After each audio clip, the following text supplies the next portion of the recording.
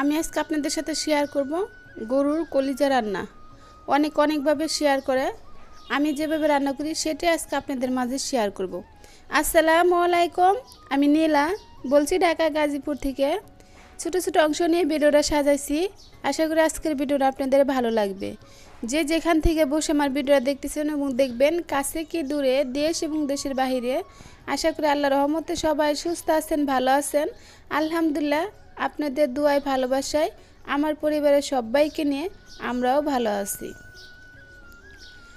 তো এখানে রাতের বেলা খাওয়া দাওয়ার পরে প্লেট বাসনগুলো ছিল, এটা আর ধোয়া হয় নাই, সকালে একটু ধুয়ে নিচ্ছি।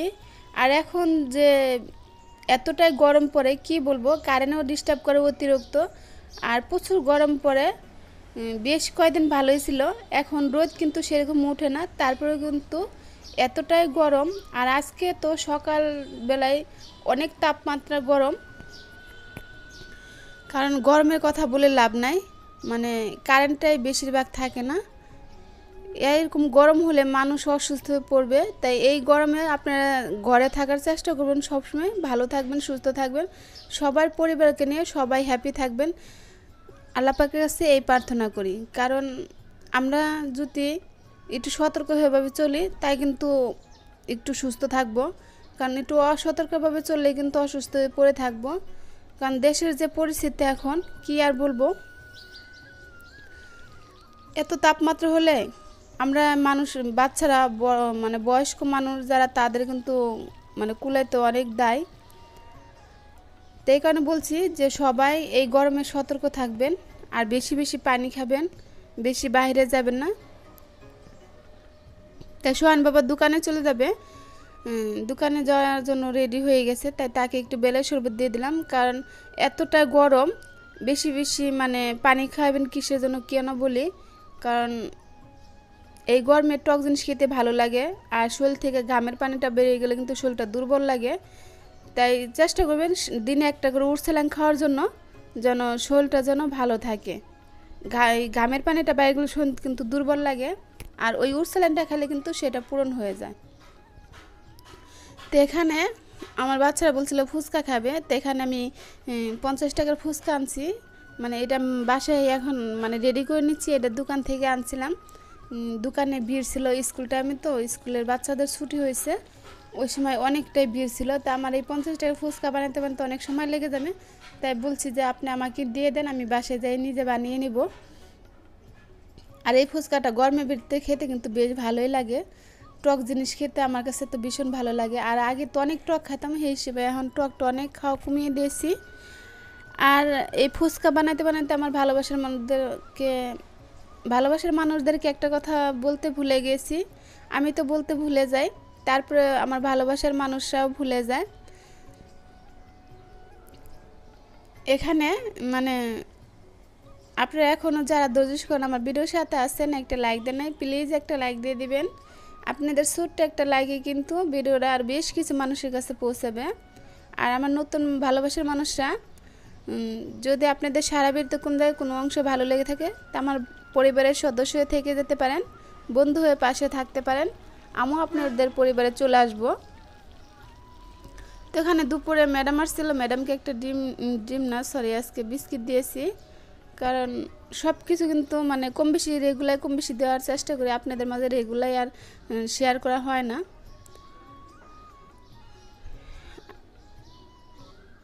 তো এখানে রান্না করার আয়োজন নিচ্ছি, প্রস্তুতি নিচ্ছি, মানে কি রান্না করব, ঢেঁড়স দিয়ে আজকে রুই মাছ দিয়ে রান্না করব। তাই সেই ঢেঁড়সটা কেটে নিচ্ছি। এবার ছোটো ছোটো ঢেঁড়স দিয়ে রুই মাছ দিয়ে রান্না করলে, যে কোনো মাছ দিয়ে ঝুল করে রান্না করলে কিন্তু আমার কাছে ভীষণ ভালো লাগে। কে কে এভাবে ঢেঁড়স দিয়ে মাছের ঝুল করে থাকেন অবশ্যই কমেন্ট বক্সে একটা কমেন্ট করবেন। তো এখানে আমি ঢেঁড়সগুলো কেটে নেওয়া হয়ে গেছে আমার। তো এই তরকারিটা আজকে শেয়ার করলাম না, কারণ গরমের ভিতরে রান্না করতে আসলেও ভালো লাগে না, আর ভাবি যে ভিডিও শেয়ার করব না, কিন্তু শেয়ার না করেও পারি না।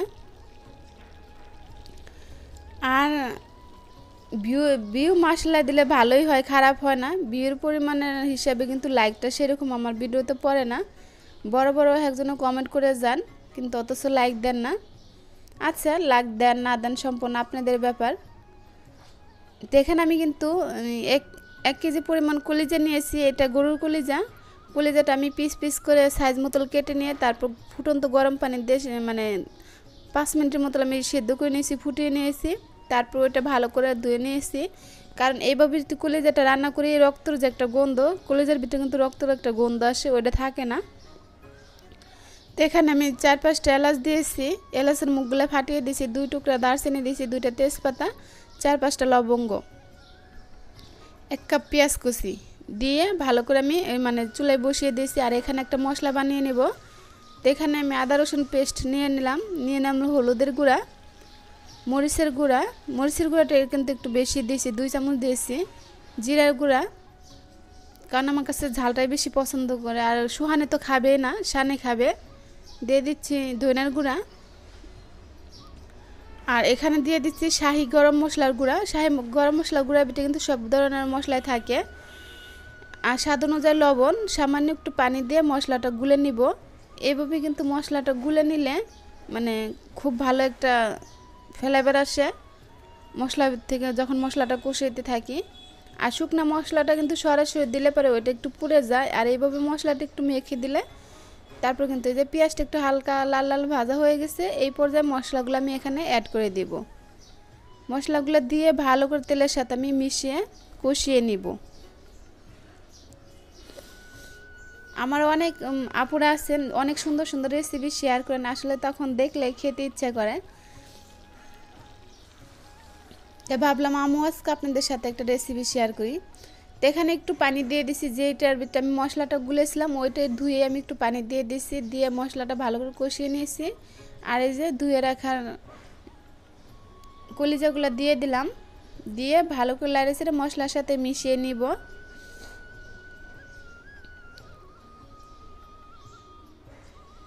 মশলার সাথে মিশিয়ে ঢাকনা দিয়ে ঢেকে রান্না করব কিছুক্ষণ সময়। এর ভিতরে কিন্তু আমি কয়েকবার লাড়িয়ে দিয়ে এসেছি, সেটা আপনাদের সাথে শেয়ার করছি না, মানে প্রতি স্টেপ বাই স্টেপ যদি আপনাদের দেখাতে যায় তা ভিডিওগুলো কিন্তু অনেকটাই লং হয়ে যাবে। তো এখানে আমার কলিজাটা কষানোর পরে আমি এখানে গরম পানি দিয়ে দিলাম, গরম পানি দিয়ে আবার ঢাকনা দিয়ে ঢেকে রান্না করব।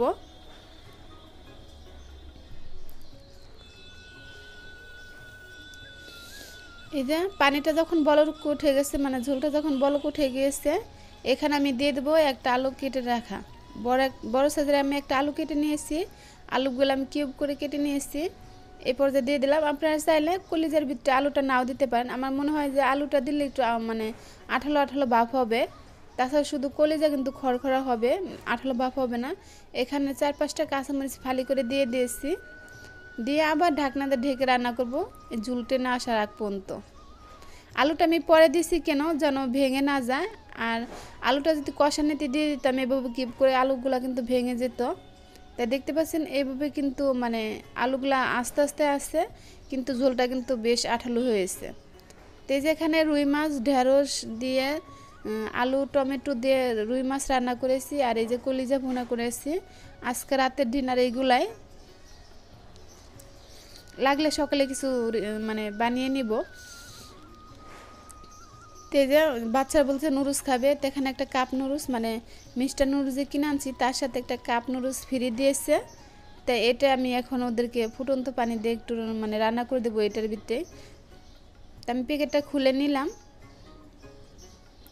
এই নুডলসটা রান্না করার পরে ছোটো ছেলেটা ওর দাদি খেয়েছে, মানে সোহানে খায় নাই। সোহানটা দিয়েছিলাম, সোহান বলতেছে আমি এটা খাবো না, এটা কেমন ডিব্বের ভিতরে রান্না করছো। তাই এই সোহানের কারণে কিন্তু এই মশলাটা দেই নে, আমি ভাবছি সোহানে খাবে, এই মশলাটা দিলে খাবে না। তারপর খাইছে না, মশলাটা আমি রেখে দিয়েছি, মানে সবজিটা শুধু মশলা দিয়ে রান্না করছি, সবজিটা রেখে দিয়েছি।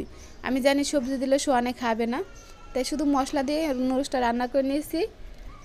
এই কাপের ভিতরে রান্না করছি দেখে আর খায় নাই, তাই ফুটন্ত গরম পানি আমি এখানে দিয়ে দিলাম। তো আজকের ভিডিওটা আপনাদের কেমন লাগলো অবশ্যই একটা কমেন্ট বক্সে কমেন্ট করতে ভুলবেন না। আর দিন শেষে যে কথাটা বলি, সবাই ভালো থাকবেন, সুস্থ থাকবেন। ভিডিওটা এখানে শেষ করব, দেখাবে নতুন কোনো ভিডিওতে। সে পর্যন্ত ভালো থাকুন, আল্লাহ হাফেজ।